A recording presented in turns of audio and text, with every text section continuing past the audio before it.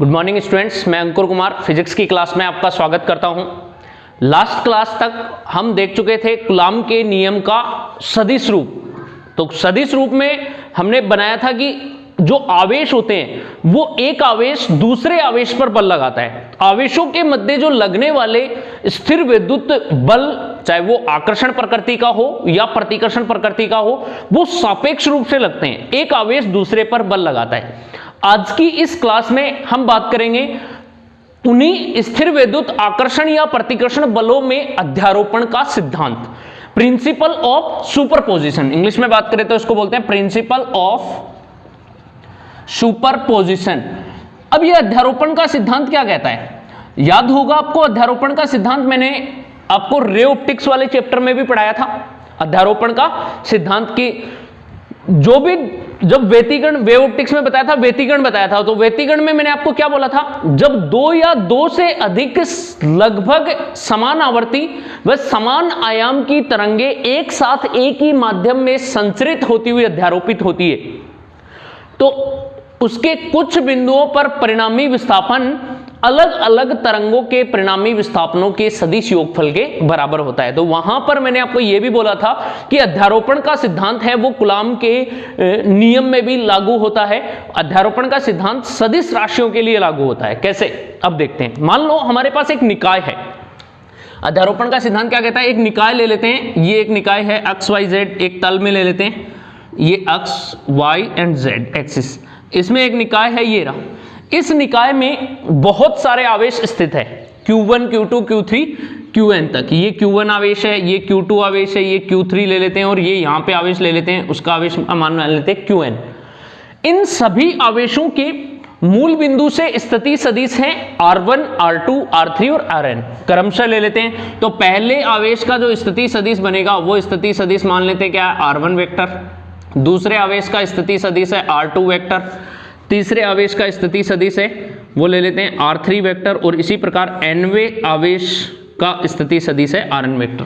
सभी के आवेश हो गए। सभी आवेशों के स्थिति सदिश दे रखे हैं मूल बिंदु के सापेक्ष। अब इस निकाय में एक आवेश है, वो एक आवेश, किसी भी एक आवेश पर बल लगेगा, आकर्षण या प्रतिकर्षण बल, वो उस निकाय में उपस्थित बाकी शेष आवेशों के कारण लगेगा। जैसे एग्जांपल के लिए मान लो कि इस क्लासरूम में मैं हूं और 2-4 स्टूडेंट और बैठे हैं, ठीक है। अब इस क्लासरूम में कितने हो गए टोटल? 4 स्टूडेंट है, एक में 5 हो गए। हम 5 चार्ज हैं, एक चार्ज की तरह मानो। अब मेरे ऊपर जो आकर्षण या प्रतिकर्षण बल लगेगा वो प्रत्येक आवेश के कारण लगेगा। मेरे ऊपर लग रहा है पहले इस स्टूडेंट के कारण, इस आवेश के कारण, फिर इस आवेश के कारण, फिर इस आवेश के कारण और फिर इस आवेश के कारण। 4 बल लग गए। अब मेरे ऊपर परिणामी बल निकालना है, तो परिणामी बल हम निकालेंगे, वो कैसे निकालेंगे? उन चारों बलों का सदिश योगफल करेंगे और वो मेरे ऊपर एक आवेश पर लगने वाला क्या होगा? परिणामी बल होगा। तो इस तरीके से निकाला जाता है कि किसी भी निकाय में उपस्थित किसी एक आवेश पर उसमें उपस्थित अन्य आवेशों के कारण लगने वाले परिणामी बलों का सदिश योग ही क्या कहलाता है? उस निकाय का कुल परिणामी बल कहलाता है। यही क्या होता है? अध्यारोपण का सिद्धांत होता है। जैसे एग्जांपल के लिए बताता हूं मैं। मान लो ये पहला आवेश है। पहले आवेश पर कौन सा आवेश बल लगाएगा? Q2 लगाएगा। एक बल F12। कौन सा बल होगा? पहले आवेश पर दूसरे के कारण लगने वाला बल कौन सा होगा? F12 वेक्टर, ठीक है। ये आवेश Q1 पर बल, यहां पे लिख रहा हूं मैं, आवेश Q1 पर बल। तो एक तो ये लगेगा दूसरे आवेश के कारण, और कौन सा लगेगा? एक तीसरा आवेश है, ये भी बल लगाएगा इधर F13। तो तीसरे आवेश के कारण पहले पर लगने वाला बल होगा F13। इसी प्रकार कितने आवेश हैं? N आवेश, तो nवे के कारण भी बल लगेगा इधर, तो nवे के कारण लगने वाला बल होगा F1n वेक्टर। इसका मतलब क्या होगा? पहले आवेश पर nवे आवेश के कारण लगने वाला बल। ये जितने भी बल निकले हैं, F12, F13, F14, F15 और F1n, इसका मतलब ये सारे बल कौन से आवेश पर बल हैं? Q1 आवेश पर बल हैं, पहले आवेश पर। ये तो सिर्फ एक आवेश की बात हुई। अब इन पहले आवेश पर कुल नेट फोर्स निकालें, तो पहले आवेश पर नेट फोर्स होगा इन सभी बलों का सदिश योग। क्यों? क्योंकि पहले आवेश पर कुल बल होगा F1 वेक्टर, आवेश Q1 पर परिणामी बल, तो ये हो जाएगा परिणामी बल, और परिणामी बल कितना होगा, F1 वेक्टर बराबर होगा F12 वेक्टर प्लस में F13 वेक्टर प्लस में एंड सो ऑन प्लस में F1n वेक्टर। ये कौन से आवेश पर बल आ रहा है, पहले आवेश पर, आवेश Q1 पर कुल परिणामी बल। इसी प्रकार इसमें दूसरा आवेश है, तो दूसरे आवेश पर भी बल लगेगा, वो किसके कारण लगेगा, जितने भी आवेश उपस्थित है उन सभी के कारण। अब दूसरे पर पहले के कारण लगेगा, खुद के कारण नहीं लगेगा, फिर तीसरे के कारण लगेगा और nवें के कारण लगेगा। तो यहां पे लिखते हैं आवेश Q2 पर कुल बल, आवेश Q2 पर कुल परिणामी बल। तो आवेश Q2 पर कुल परिणामी बल कितना हो जाएगा, देखो F2 वेक्टर, यही होगा। अब दूसरे पर किसके कारण लगेगा, इस दूसरे पर पहले के कारण लगेगा, पहले के कारण F21 वेक्टर, दूसरे आवेश पर पहले के कारण लगने वाला बल। ठीक है, यह बात मैं आपको बता चुका हूं सदिश रूप में कि पहले जो आता है उस आवेश पर तो बल लगता है और जो बाद में आता है उसके कारण लगता है। प्लस में अब तीसरे के कारण लगेगा तो F23 वेक्टर और प्लस में nवे के कारण लगेगा तो F2n वेक्टर। ये इनका कुल सदिश योग करेंगे, वो कौन से आवेश पर कुल परिणामी बल आ जाएगा, दूसरे पर। इसी प्रकार तीसरे, चौथे, पांचवें सब पर निकालेंगे। ठीक है, तो इसी प्रकार nवे पर कितना हो जाएगा, इसी प्रकार nवे आवेश पर, nवे आवेश कौन सा है, Qn पर कुल परिणामी बल। तो Qn पर कुल परिणामी बल देखते हैं हम कैसे निकालेंगे। तो पहले आवेश पर Fn वेक्टर, क्योंकि nवे आवेश पे निकालना है, तो nवे पर पहले के कारण लगेगा, पहले के कारण कितना लगेगा, Fn1 वेक्टर, nवे आवेश पर पहले के कारण, फिर Fn2 वेक्टर मतलब nवे आवेश पर दूसरे के कारण, और इसी प्रकार Fnवे पर n-1 आवेश के कारण लगेगा। क्यों, क्योंकि खुद पर खुद के कारण बल नहीं लगता, उससे पहले वाले आवेश के कारण लग जाएगा। तो ये होता है nवे आवेश पर कुल परिणामी बल। अब इस निकाय का कुल परिणामी बल निकालना है, तो अध्यारोपण का सिद्धांत क्या कहता है कि किसी भी निकाय में स्थित प्रत्येक आवेशों के कारण लगने वाले बलों के सदिश योगफल उस निकाय का कुल परिणामी बल के बराबर होता है। तो इस निकाय में उपस्थित सभी आवेशों का कुल परिणामी बल क्या होगा, अध्यारोपण के सिद्धांत से, अध्यारोपण के सिद्धांत से निकाय का कुल परिणामी बल, निकाय पर कुल परिणामी बल, तो कुल परिणामी बल कितना आएगा, निकाय पर परिणामी बल होगा Fr वेक्टर बराबर होगा पहले आवेश पर कुल बल, दूसरे आवेश पर कुल बल, तीसरे आवेश पर कुल बल और nवे आवेश पर कुल बलों का सदिश योग। F1 वेक्टर प्लस में F2 वेक्टर प्लस में F3 वेक्टर प्लस में and so on Fn vector. और यही क्या होता है, अध्यारोपण का सिद्धांत होता है। अध्यारोपण के सिद्धांत के अनुसार किसी निकाय पर लगने वाला कुल परिणामी बल उस निकाय में उपस्थित अलग अलग आवेशों पर लगने वाले कुल परिणामी बलों के सदिश योगफल के बराबर होता है। और इसी तरीके से हम क्या निकालेंगे, इस निकाय का कुल बल निकाल लेंगे और वो हो जाएगा इस पे कुल परिणामी बल। ये अध्यारोपण का सिद्धांत, ये व्यतिकरण में भी लागू होता है, तरंगों के अध्यारोपण में, तो ये अध्यारोपण का सिद्धांत होता है। अब सदिश योगफल कैसे करते हैं, तो 11th क्लास में आपको सदिश पढ़ाए हुए हैं और सदिशों का योगफल सदिश संयोजन के समांतर चतुर्भुज नियम की सहायता से करते हैं। अब सदिश संयोजन का समांतर चतुर्भुज क्या नियम क्या कहता है कि जब भी हम किन्हीं सदिशों को सोल्व करते हैं तो कम से कम दो सदिश हमारे पास होने चाहिए और दोनों सदिशों के मध्य कोई भी कोण दिया हुआ होगा। तो जब दो सदिश दे रखे हैं और दोनों के मध्य कुछ कोण दे रखा है तो दोनों का परिणामी बनाकर हम कितना सदिश बना लेंगे, एक सदिश बना लेंगे। जैसे एग्जांपल के लिए यहां पे देखो परिणामी सदिश निकालना बता रहा हूं। तो परिणामी बल कैसे निकलेगा, किसका परिणामी बल निकालना है। मान लेते हैं कि एक आवेश पर F1 वेक्टर और F2 वेक्टर दो बल लग रहे हैं, ठीक है। एक आवेश पर एक F1 बल लग रहा है और एक F2 लग रहा है, तो इन दोनों के मध्य कोण दे रखा है हमें, इन दोनों के मध्य कोण कितना है, थीटा। तो F1 तथा F2 का कुल परिणामी बल होगा Fr बराबर होगा under root of F1 square, पहले बल का स्क्वायर A स्क्वायर, दूसरे का F2 स्क्वायर प्लस में 2F1 F2 कोस थीटा। इस तरीके से हम सदिश का परिणामी बल निकाल सकते हैं। ये वाला फॉर्मूला कोई अलग फॉर्मूला नहीं है, ये सदिशों का परिणामी है। जैसे हमारे पास एक सदिश है ए और दूसरा है बी और दोनों के मध्य कोण कितना है थीटा, तो दोनों का परिणामी r बराबर क्या होगा under root of A square plus B square 2ab cos theta, यही होता है परिणामी। तो सेम इसी तरीके से ये फॉर्मूला लिखा है, पहला सदिश है a की जगह f1, b की जगह दूसरा है f2 और कोण है थीटा। तो देखो a की जगह f1 स्क्वायर प्लस में b की जगह f2 square plus 2f1 f2 cos theta. इस फॉर्मूले की सहायता से हम क्या निकाल सकते हैं, कुल परिणामी बल निकाल सकते हैं। अब यहां पे एक बात बताना चाह रहा हूं मैं आपको, समझना इसको ध्यान से। जब भी हम परिणामी बल निकालते हैं, मान लो हमें कोई एक आवेश दे रखा है और एक आवेश पर कितने बल लग रहे हैं, एक आवेश पर 3 या 4 बल लग रहे हैं, ठीक है। मान लो ये एक आवेश है Q आवेश और इस आवेश पर एक बल लग रहा है F1 इधर, दूसरा बल लग रहा है F2 इधर, तीसरा बल लग रहा है F3 और फिर चौथा बल लग रहा है इधर F4, 4 बल है।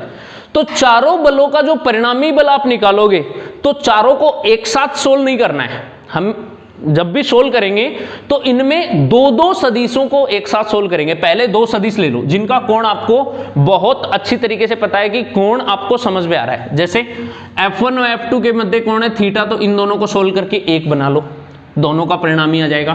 फिर इसको और इसको सोल्व करके इन दोनों का 1 बना लो, इधर आ जाएगा परिणामी। फिर इन दोनों का परिणामी निकालोगे तो इस तरीके से परिणामी आएगा। तो 2 सदिशों को लेकर सोल्व करना होता है, यही अध्यारोपण का सिद्धांत है। अब इससे रिलेटेड थोड़ा सा मैं आपको कोण पर कि कितनी डिग्री के कोण पर हम डायरेक्ट वैल्यू निकाल सकते हैं उसके बारे में बताऊंगा, और फिर हम न्यूमेरिकल लेंगे और न्यूमेरिकल सोल्व करेंगे स्थिर वैद्युत बल से। कुलाते हैं परिणामी बल कैसे निकालते हैं। तो परिणामी बल कितना होगा, Fr बराबर होगा under root of F1 square plus में F2 स्क्वायर प्लस में 2F1 F2 कोस थीटा, ये परिणामी बल होता है, ठीक है। अब यहां पर थीटा की वैल्यू अलग अलग लेकर हम देखेंगे कि किस तरीके से इनके मान आएंगे। तो सबसे पहले हम बात करते हैं, यदि थीटा बराबर 0 डिग्री हो, मान लो 2 बल हैं F1 और F2 दोनों एक ही दिशा में लग रहे हैं, एक ही दिशा में होंगे तो दोनों के मध्य कोण कितना होगा 0 डिग्री होगा। दोनों बल F1 तथा F2 एक ही दिशा में हो, एक ही दिशा में, तो दोनों के मध्य कोण 0 हो जाएगा। तो इस स्थिति में परिणामी कितना होगा, तो देखो थीटा 0 हो जाएगा तो कोस 0 का वैल्यू कितनी होगी 1, कोस 0 का मान 1 होगा तो Fr बराबर कितना आ जाएगा root over F1 square plus में F2 square plus 2F1 F2 कितना हो जाएगा, ये अंदर वाला देखो एक फॉर्मूला बन रहा है आइडेंटिटी, F1 प्लस F2 की होल स्क्वायर, तो इसको बना देंगे under root of F1 plus में F2 की होल स्क्वायर, स्क्वायर से अंडर रूट कट जाएगा और परिणामी बल कितना आएगा Fr बराबर होगा F1 प्लस F2। तो ध्यान देना यहाँ पे हम डायरेक्ट भी कर सकते हैं, यदि 2 सदिश समान दिशा में हो, एक ही दिशा में हो, या फिर दोनों के मध्य कोण 0 डिग्री हो, तो दोनों का परिणामी क्या होता है जुड़ जाता है, दोनों प्लस हो जाएंगे, ठीक है। सेकंड कंडीशन देखते हैं इसमें, यदि मान लो थीटा कोण कितना हो 180 डिग्री, यदि थीटा बराबर 180 डिग्री हो, इसका मतलब क्या होगा F1 तथा F2 विपरीत दिशा में हो, F1 तथा F2 विपरीत दिशा में, और दोनों विपरीत दिशा में होंगे तब कितना मान आएगा। तो देखना कोस 180 की वैल्यू होती है -1, कोस 180 डिग्री होता है -1, और परिणामी निकालेंगे तो Fr is equals to under root of F1 square plus में F2 स्क्वायर प्लस में 2F1 F2 इंटू में। अब देखो कोस 180 की जगह यहाँ पे क्या वैल्यू पुट करोगे -1, तो यहाँ पे -1 पुट कर देते हैं, तो माइनस इससे गुणा होकर क्या बन जाएगा माइनस में, तो Fr बराबर होगा under root of F1 square plus में F2 स्क्वायर माइनस में 2F1 F2, आइडेंटिटी बन रही है माइनस वाली, तो ये बन जाएगी under root of F1 minus F2 की होल स्क्वायर से अंडर रूट कैंसिल आउट हो जाएगा, तो क्या आ जाएगा परिणामी Fr बराबर होगा F1 माइनस F2। अब आपको डायरेक्ट अप्रोच ये ध्यान में रखनी है, जब 2 बल समान दिशा में हो एक ही साइड इस तरीके से, तो दोनों का कुल परिणामी निकालोगे तो जोड़ देना, और 2 सदिश जब विपरीत दिशा में हो, एक इधर है और दूसरा इधर है, दोनों के मध्य 180 डिग्री का कोण, तो इस कंडीशन में F1 में से F2 घटा देना, मतलब ज्यादा में से कम को घटा देना, वो परिणामी आ जाएगा, और उसकी दिशा किसकी तरफ होगी ज्यादा की तरफ। मान लो ये 5 है ये 3 है, तो 5 में से 3 घट जाएंगे, क्यों विपरीत दिशा में, तो 5 में से 3 घटा तो 2 इधर बचाना, इसका मतलब दिशा किसकी तरफ बच रही है परिणामी की ज्यादा की तरफ, तो ये वाली कंडीशन होगी। तीसरी कंडीशन पे बात करते हैं, तीसरी कंडीशन में यदि थीटा की वैल्यू कितनी हो 90 डिग्री, यदि थीटा बराबर 90 डिग्री हो, इसका मतलब क्या है कि F1 तथा F2 दोनों क्या होंगे, लंबवत होंगे। F1 तथा F2 लंबवत हो तो, और लंबवत होने की स्थिति में थीटा की वैल्यू 90 होगी तो cos 90 कितना हो जाएगा, cos 90 की वैल्यू होगी 0। cos 90 0 तो परिणामी कितना आ जाएगा इस फॉर्मूले से, FR बराबर root over F1 square plus में F2 स्क्वायर प्लस में 2F1 F2 और cos 90 की वैल्यू कितनी होगी 0। तो ये पूरी टर्म्स क्या बन जाएगी, यहाँ वाली ये 0 हो जाएगी और परिणामी क्या बच के आएगा हमारा, FR इज इक्वल्स टू होगा F1 स्क्वायर प्लस में F2 स्क्वायर, ये आ जाएगा परिणामी। जब थीटा 90 डिग्री हो तो डायरेक्ट क्या करोगे, पहला जो परिणाम दे रखा है पहले सदिश का या बल का, उसका स्क्वायर करके दूसरे का स्क्वायर करके जोड़ देना और उसका अंडर रूट ले लेना, वो क्या आ जाएगा आपका, डायरेक्ट आ जाएगा यहां से 90 डिग्री की स्थिति में। क्लियर है? तो इस तरीके से हम बल का परिमाण निकाल सकते हैं। सदिश वाला काम है, सदिशों में हम कर चुके हैं, 11th क्लास में बहुत अच्छी तरीके से पढ़ा है सदिश किस तरीके से क्या परिणाम में निकाला जाता है, ये बहुत सिंपल बातें हैं। अब हम लेते हैं, मान लो दो बल दे रखे हैं और दोनों हमें समान परिमाण के दे रखे हो, मतलब उनका F1 तथा F2 ने देकर F1 और F2 का मान एक ही हो, F कि दोनों बराबर हैं, तो उस कंडीशन में हम कैसे निकालेंगे, तो देखना ध्यान से यहां पे। अब कंडीशन ले लेते हैं कि यदि F1 बराबर F2 बराबर F हो तो इसका मतलब क्या है कि दोनों ही बल क्या है, बराबर है। F1 और F2 दोनों ही F के बराबर है, एक ही बल है। तो इस कंडीशन में परिणामी क्या आएगा, तो इस कंडीशन में परिणामी निकालेंगे तो FR क्या हो जाएगा, FR हो जाएगा under root of F square, क्योंकि F1 को भी F लिख सकते हैं, प्लस में F स्क्वायर प्लस में 2F स्क्वायर कोस थीटा। ये तो देखो सिंपल सी बात है, F1 को भी F लिख दिया, F2 को भी F लिख दिया और यहाँ पे F इंटू F कितना हो गया, F स्क्वायर। अब थीटा की वैल्यू से निकालेंगे तो देखो थीटा 0 लो, theta is equals to 0 degree, 0 लोगे तो परिणामी FR कितना आ रहा है, डायरेक्ट बताऊंगा मैं आपको। जब थीटा की वैल्यू 0 लेते हैं तो परिणामी देखो दोनों जुड़ जाते हैं, क्योंकि दोनों समान दिशा में F1 और F2, F1 और F2 दोनों का मान क्या है, F, तो F प्लस F कितना आ गया, 2F। डायरेक्ट आपको सदिश की वैल्यू निकालनी है, कब, जब दोनों बल समान हो और दोनों के मध्य 0 डिग्री का कोण हो तो 2F, डायरेक्ट दोनों जुड़ जाएंगे। विपरीत हो तो 180 हो तो, जब theta is equals to 180 degree हो तो परिणामी FR कितना आएगा, F1 माइनस F2, घटा दो, F में से F घट जाएगा तो कितना बचेगा, 0। डायरेक्ट दोनों समान हैं और विपरीत दिशा में हैं तो परिणामी कितना हो जाएगा, 0 हो जाएगा। तीसरा 90 डिग्री वाला निकालते हैं, थीटा इज इक्वल्स टू 90 हो तो 90 वाला देखो ये बताया था अभी, तो FR कितना हो जाएगा, FR बराबर होगा under root of F square plus में F स्क्वायर कितना आ रहा है, F plus F 2F square, और 2F का अंडर रूट लेंगे तो कितना आ जाएगा, अंडर रूट 2F। क्लियर है? ये तीनों तो देखो इन्हीं पे बेस्ड है, आसानी से समझ जाओगे।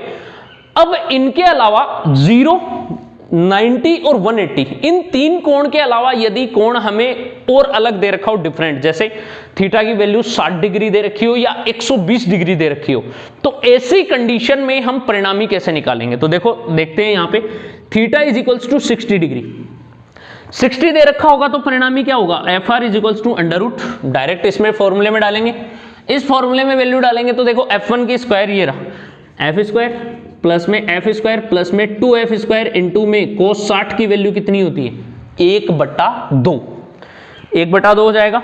तो यहां से क्या आ जाएगा, FR is equals to under root of F square plus में F स्क्वायर प्लस में 2F स्क्वायर इंटू में 1/2 से 2 कट गया, F square plus F square plus F square कितना हो गया, 3F स्क्वायर, और 3F स्क्वायर का अंडर रूट लोगे तो क्या आएगा, under root 3F। Direct approach. अगर 90 डिग्री कोण है तो कितना हो जाएगा, F का कितना गुना होगा, अंडर रूट 2 गुना, और 60 डिग्री कोण है तो कितना हो जाएगा, अंडर रूट 3 गुना। अब इसके बाद में एक कंडीशन और बचती है हमारी 120 डिग्री वाली, तो 120 डिग्री पे देखते हैं किस तरीके से निकालेंगे। यहां पे देखते हैं, यदि थीटा की वैल्यू 120 डिग्री हो, थीटा 120 डिग्री, तो FR की वैल्यू कितनी होगी, अंडर रूट ऑफ, देखो F स्क्वायर प्लस में F स्क्वायर प्लस में 2F स्क्वायर इंटू में कोस 120, कोस 120 की वैल्यू होती है -1/2, कोस 120 कितना होता है, -1/2। तो यहाँ से एफ आर इजिकल्स टू हो जाएगा √ऑफ एफ स्क्वायर प्लस में एफ स्क्वायर प्लस में 2f² इंटू में -1/2, 2 से 2 कट गया, ये माइनस में एफ स्क्वायर बन जाएगा। तो देखो प्लस का एफ स्क्वायर माइनस का एफ स्क्वायर कट जाएगा, एक बचेगा एफ स्क्वायर, और एफ स्क्वायर का अंडर रूट कितना होता है एफ। तो जब थीटा की वैल्यू 120 डिग्री हो तो उस कंडीशन में परिणामी किसी एक बल के बराबर आता है। तो ये कंडीशंस होती हैं सदिश बलों को सोल्व करने की, सदिशों में भी पढ़ते हैं, और बल है वो सदिश राशि होती है, इसलिए यहां पर सदिश संयोजन के नियम लागू होंगे। अब इनसे रिलेटेड हम कुछ न्यूमेरिकल्स देखते हैं, कैसे हम बल निकालते हैं, उसके बाद में हमारे कॉन्सेप्ट को हम आगे बढ़ाएंगे। अब हम क्वेश्चन पे बात करते हैं कि बलों के अध्यारोपण के सिद्धांत से क्वेश्चनों को कैसे सोल्व करेंगे, क्वेश्चंस कैसे सोल्व करते हैं। तो देखते हैं, मान लो क्वेश्चन नंबर 1 लेते हैं। एक समबाहु त्रिभुज है, समबाहु त्रिभुज की भुजा दे रखी है हमें ए, और उसके तीनों कोनों पर 3 आवेश रखे हुए हैं, ठीक है। इस तरीके से एक क्वेश्चन दिया हुआ है कि एक समबाहु त्रिभुज है, इस समबाहु त्रिभुज की भुजा हमें दे रखी है ए, स्मॉल ए, ये भी ए होगी, ये भी ए, और इसके तीनों कोनों पर आवेश दे रखा है, इस पे क्यू आवेश रखा हुआ है, इस पे भी क्यू बिंदु आवेश रखा हुआ है, और इस पर भी क्यू बिंदु आवेश रखा हुआ है, ठीक है। तीनों कोनों पर 3 आवेश रखे हुए हैं, तो किसी एक किनारे पर कुल परिणामी बल ज्ञात करो। क्वेश्चन ये कि एक समबाहु त्रिभुज के 3 कोनों पर 3 आवेश हैं, तो समबाहु त्रिभुज के किसी एक किनारे पर कुल परिणामी बल ज्ञात करो। अब ध्यान से देखना, इसको सोल्व करेंगे तो कैसे करेंगे। जब भी हम बल को सोल्व करेंगे तो कूलाम का नियम लगाएंगे, क्योंकि 2 स्थिर तथा बिंदु आवेशों के मध्य कौन सा नियम लगता है, कूलाम बल। अब कोई भी एक कोने पर आपको बल निकालना है परिणामी, तो आप इस पे निकालो, इस पे निकालो, या इस पे निकालो, आपकी मर्जी है। तो चलो इस पे बात करते हैं, इस कोने पर बल परिणामी बल निकालते हैं। तो देखो इस कोने पर परिणामी बल होगा, इस आवेश पर वो कितने आवेशों के कारण लगेगा। तो मैंने अभी अध्यारोपण के सिद्धांत में आपको क्या बताया कि किसी निकाय में जितने भी आवेश हैं उन आवेशों पर किसी एक आवेश पर बल होगा, वो प्रत्येक आवेश के कारण लगेगा। तो ये एक आवेश है, इस आवेश पर बल इसके कारण भी लगेगा और इसके कारण भी लगेगा, दोनों के कारण लगेगा। तो कितने बल लगेंगे, 2 बल लगेंगे। अब उनकी दिशा भी चाहिए हमें, तो दिशा मेरी बताई हुई आपको कूलाम का जब सदिश रूप बताया था, कूलाम नियम बताया था, तो लगने वाले आकर्षण या प्रतिकर्षण बल की दिशा दोनों आवेशों को मिलाने वाली लंबाई के अनुदिश या तो अंदर की तरफ होती है या फिर बाहर की तरफ होती है। ये होती है दोनों के मध्य कूलाम बल की दिशा। तो देखो इस आवेश के कारण इस पर बल लगेगा, ये आवेश इसको क्या करेगा, प्रतिकर्षित, तो इस पर बल किधर लगेगा, बाहर की तरफ। तो इस पर लगने वाले बल की दिशा होगी बाहर की तरफ, F1 वेक्टर, इसके कारण लगने वाला बल, ठीक है। फिर इस आवेश के कारण लगने वाला बल किधर होगा, दोनों आवेशों को मिलाने वाली रेखा के अनुदिश। तो दोनों को मिलाने वाली रेखा ये है, तो इसके कारण इस पर बल लगेगा, वो प्रतिकर्षण लगेगा, किधर लगेगा, इधर लगेगा, F2 वेक्टर। समझ गए कि इस आवेश के कारण इस पर बल लगेगा बाहर की तरफ, दोनों को मिलाने वाली रेखा के अनुदिश, और इस आवेश के कारण इस पर बल लगेगा, ये भी प्रतिकर्षित लगाएगा, और प्रतिकर्षित बल होगा वो किधर लगेगा, बाहर की तरफ। तो इन दोनों बलों के मध्य कोण कितना होगा, 60 डिग्री। कैसे, क्योंकि समबाहु त्रिभुज के प्रत्येक कोण कितने डिग्री के होते हैं, 60 डिग्री के होते हैं। तो ये कोण 60 डिग्री है, तो ये भी कितना होगा, 60 होगा। अब हमने इन दोनों बलों की दिशा निकाल ली और दोनों के मध्य कोण निकाल लिया, ये दोनों बल निकाल लिए। अब क्या निकालें, दोनों बलों का परिमाण निकालते हैं। तो देखो F1 निकालते हैं, तो F1 बराबर कितना होगा, इन दोनों के मध्य बल क्या होता है, K, दोनों आवेशों का गुणनफल K क्यू स्क्वायर अपॉन दोनों के मध्य दूरी A का वर्ग का स्क्वायर। कूलाम का नियम यही होता है क्या, K Q1 Q2 अपॉन में R स्क्वायर। तो Q1 Q2 तो Q एंड Q कितने हो गए, Q स्क्वायर, अपॉन में दोनों के मध्य दूरी है A का स्क्वायर आ गया, तो ये हो जाएगा F1। F2 इन दोनों के मध्य लगने वाला बल, तो ये लो F2 निकालते हैं। F2 बराबर होगा K Q square, Q into Q square upon में दोनों के मध्य दूरी कितना है, A स्क्वायर। अब ध्यान देना यहाँ पे, अगर आवेश में प्लस या माइनस हो तो सदिशों में प्लस माइनस नहीं लेते हैं। क्यों नहीं लेते हैं, क्योंकि सदिश राशियों में प्लस माइनस केवल दिशा को व्यक्त करते हैं, परिमाण को नहीं करते। क्लियर है, इसलिए अगर यहाँ पे माइनस माइनस भी होता है ना किसी में, तो हम माइनस साथ में नहीं लेते, क्योंकि माइनस किसको बताता है, दिशा को बता देता है, जबकि अदिश राशियों में प्लस और माइनस परिमाण को व्यक्त करते हैं। तो यहाँ पर ये दोनों परिमाण निकल गए, दोनों परिमाण बराबर हैं। देखो यहाँ से F1 बराबर है F2 बराबर है F, आ रहा है क्या यहाँ से, समझ में आ रहा है? तो अब इससे आपको समझ में आ गया कि कंडीशन कौन सी लगेगी, वो जो हमने डायरेक्ट निकाली थी उससे भी कर सकते हैं और सोल्व भी कर सकते हैं। अब देखो दोनों के मध्य कोण कितना है, F1 तथा F2 के मध्य कोण 60 डिग्री। F1 तथा F2 के मध्य कोण थीटा बराबर है 60 डिग्री। जब थीटा 60 डिग्री हो, जब दो सदिश समान परिमाण के हों और उनके मध्य 60 डिग्री का कोण हो, तो परिणामी कितना गुना आता है, FR होता है किसी एक सदिश का कितना गुना, √3 गुना। अभी बताया है, जस्ट रिवाइंड करो 2 मिनट पहले और उसको देखो, कॉन्सेप्ट मैंने बताया था √3 गुना आता है। या तो आप ऐसे सोल्व कर लो, नहीं तो उस फॉर्मूले में डाल के सदिश संयोजन के समांतर चतुर्भुज नियम से सोल्व कर लो। F की वैल्यू कितनी है, KQ² तो ये डाल दो, √3 इंटू में KQ² में A²। आ गया, क्योंकि दोनों के मध्य कोण कितना है, 60 डिग्री। दूसरा तरीका अल्टरनेट मेथड आप यूज कर सकते हो। अल्टरनेट मेथड में क्या होगा कि इन दोनों का परिणामी निकालना तो ऐसे निकाल सकते हैं, FR बराबर होता है √F1² प्लस में F2² प्लस में 2F1 F2 कोस 60 डिग्री। ये भी आ सकता है। तो F1 की वैल्यू ये रख दो, F2 की वैल्यू ये रख दो और फिर इसको सॉल्व करोगे तो यही बन के आएगा। तो आप सॉल्व करना, इसको किस तरीके से आएगा वो आप खुद ट्राई करना, ठीक है। एक क्वेश्चन ये था। अब ये तो था धनात्मक आवेश वाला। अब सपोज करो, मान लो यही सेम क्वेश्चन है और इसमें आपको आवेश चेंज कर दे कि एक आवेश को ऋणात्मक आवेश बना दे, तब क्या होगा। अब इस कंडीशन में मान लो, सपोज करो, एक बार मैं इसको हटा देता हूं, ये बल की दिशा, कि एक समबाहु त्रिभुज दे रखा है, सेकंड क्वेश्चन। यहां पर आपको -q दे दिया कि ये क्यों और ये -q आवेश है। अब किसी एक कोने पर लगने वाला परिणामी बल निकालना है।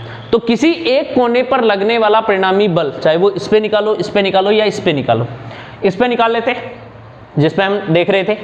तो इस पर इसके कारण लगने वाला बल किधर आएगा, F1 इधर, F1 वेक्टर बाहर की तरफ। क्यों? क्योंकि ये वाला आवेश इसको क्या करेगा, प्रतिकर्षित करेगा और दोनों के मध्य प्रतिकर्षण की दिशा दोनों को मिलाने वाली रेखा के अनुदिश बाहर की तरफ। क्लियर है, F1। फिर इसके कारण कौन सा बल लगेगा, F2 किधर आएगा। अब देखो, अगर ये प्लस होता तो ये इस प्लस को क्या करता, प्रतिकर्षित करता और इस पे बल किधर लगता, बाहर की तरफ। लेकिन जस्ट उल्टा है, ये माइनस है तो क्या होगा, आकर्षित करेगा और आकर्षण के कारण बाहर की तरफ न लगकर किधर लगेगा, अंदर की तरफ। ये लगेगा F2 वेक्टर। क्लियर है, क्योंकि ये इसको आकर्षित करेगा तो इधर लगेगा ना, ऊपर की तरफ। जब भी मान लो आपको समझ में नहीं आए ना, तो आप क्या करना, प्लस मान लेना। प्लस मानोगे तो प्लस से आपको समझ में आ जाता है कि दिशा बाहर होगी, और बाहर होगी तो जब माइनस साइन चेंज करोगे तो उसकी दिशा उल्टी कर लो, तो विपरीत कर लो। अब दोनों के मध्य कोण कितना है, F1 तथा F2 के मध्य कोण हो गया 120 डिग्री। ठीक है, ये हमें दोनों का दिशा मिल गई, दोनों के मध्य कोण मिल गया। परिमाण कितना होगा, तो देखो F1 का परिमाण ये रखिए Q1 Q2 upon A², F2 का परिमाण भी Q² अपॉन A²। अब ध्यान देना यहां पे एक चीज, मैंने माइनस नहीं लिया। क्यों नहीं लिया, क्योंकि बल होता है वो सदिश राशि है, और सदिश राशियों में माइनस किसको बताता है, दिशा को व्यक्त करता है, परिमाण को व्यक्त नहीं करता है। इसलिए क्या होगा, माइनस नहीं लेते हैं सदिश राशियों में, तो ऐसा ही आएगा। अब ये दोनों बराबर हैं, तो दोनों का परिणाम निकालते हैं। तो F1 तथा F2 के मध्य कोण कितना दे रखा है, 120।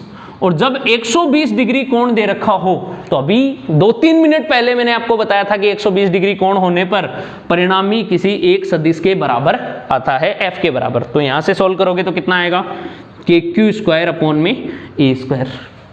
अल्टरनेट मेथड से निकालोगे तो अल्टरनेट मेथड से ये है, और यहाँ पे cos 60 की जगह क्या रखोगे, दोनों के मध्य कोण 120 डिग्री, और इसको सोल्व करोगे तो यही वैल्यू आएगी और यही आंसर आ जाएगा आपका। सोल्व करने की ट्राई करना, देखना, क्योंकि सब कुछ मेरे ऊपर छोड़ोगे तो फिर इतना हो नहीं पाएगा। आप खुद भी थोड़ा ट्राई करके देखो। आज की क्लास में इतना ही, कुछ क्वेश्चंस हम नेक्स्ट क्लास में डिस्कस करेंगे। आपको पता चल जाएगा कि बल किस तरीके से कैसे लगता है। हम 4 पे वर्ग भी बनाएंगे, आयत भी बनाएंगे, तो इन सब पे बल की बातें करेंगे। Thank you, have a nice day.